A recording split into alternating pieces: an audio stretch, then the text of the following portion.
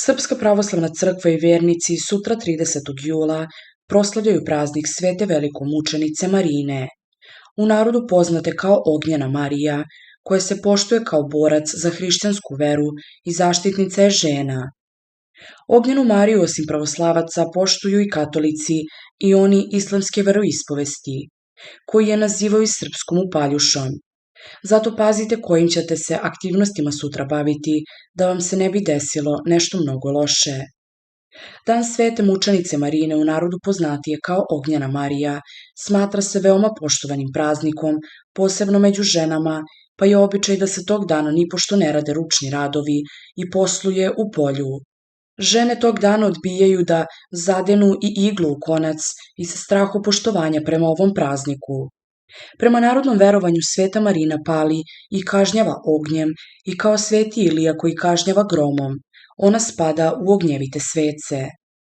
U narodnom predanju čuvaju se primeri o vatri ili gromovima koji su u vrele praznične dane spalili žito, seno i domove ljudi koji su se ogrešili radeći na praznik Ognjene Marije. Sveta mučenica Marina rodom je iz Antiohije, krstila se u 12. godini i rano je ostala bez majke, a otac ju je, kada je saznao da je hrišćanka, oterao od kuće. Na putu iz Antiohije ona je srela eparha Olimvrija koji je pošao da goni hrišćane.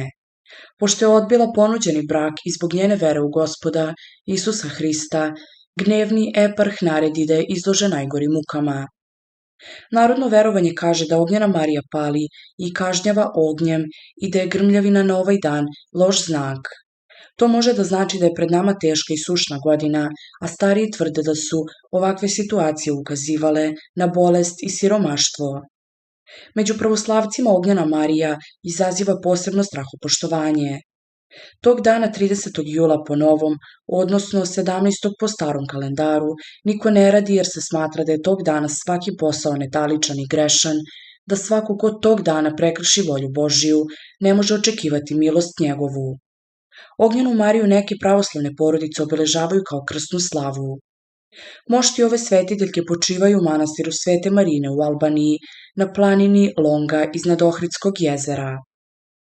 Ako vam se sviđa ovaj video, možete pogledati i video koji se trenutno nalazi na ekranu.